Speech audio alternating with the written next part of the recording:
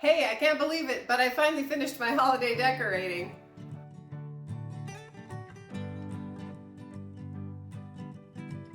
Hi there, welcome to the Upcycle Design Lab. My name's Cindy and I craft using recycled and repurposed materials to give you ideas on how to make and create more economically and ecologically. Now, I wasn't planning on doing much decorating this year because we're working on a couple of house projects and our home is still a little bit of a mess. But I decided that it was a little too grinchy not to do any decorating at all. So I started making a couple of things, and before you know it, I was decorating my whole mantle. So in just a minute, I'll take you through the upcycled Christmas projects that I'm using to decorate this year.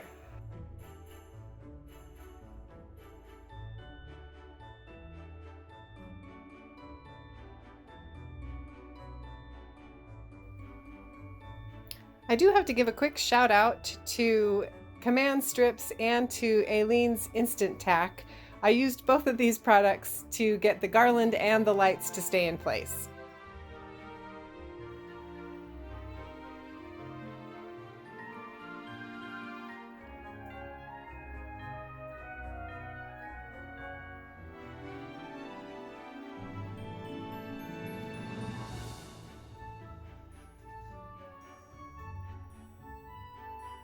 So this first project is the Christmas stockings, and yes, there are 6 of them.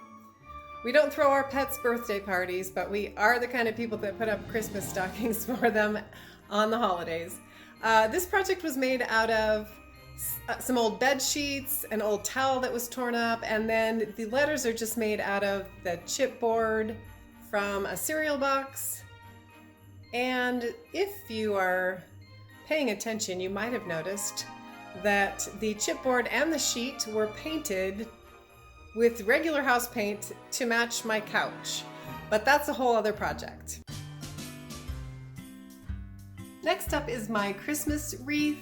Several months ago I tore apart our old box springs and saved all the springs, and I was able to use some of them and also some rusted tin cans to make several different wreaths, but this is one of them that I chose to display this year. And if you're interested in that tutorial, I will put a link to it in the description box.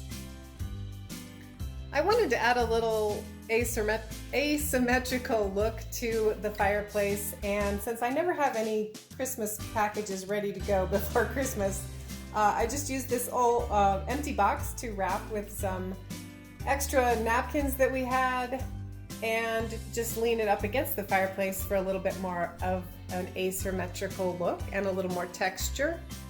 This next project I made several years ago from some pie tins, and no, I did not eat all the pie by myself, but the trees are made out of mostly the edges of the pie container, and then I made a little angel tree topper. And I also folded this origami swan out of the pie tins. These folded paper trees are one of my more recent projects, and I'll put a link to that tutorial in the description box. But I just used some Christmas catalogs that I got in the mail, a couple of bottle caps for the tree toppers, and then I also used some tin cans for the trunks. And you can see there's a couple of different sizes here.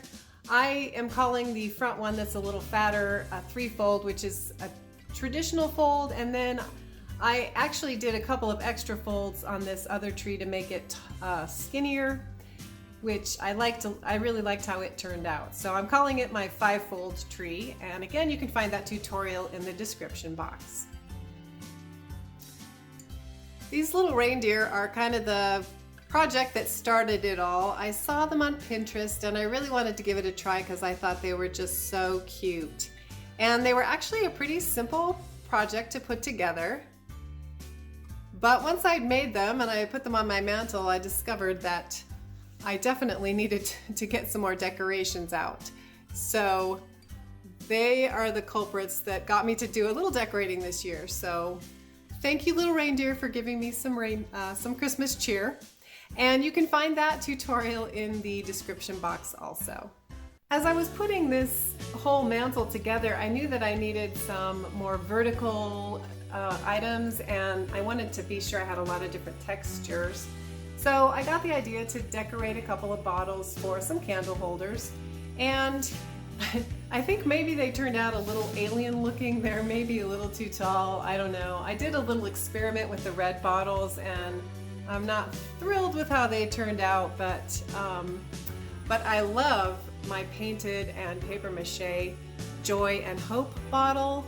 And I learned a new technique on how to make your own designer napkin, print your own napkins to make your own decoupage.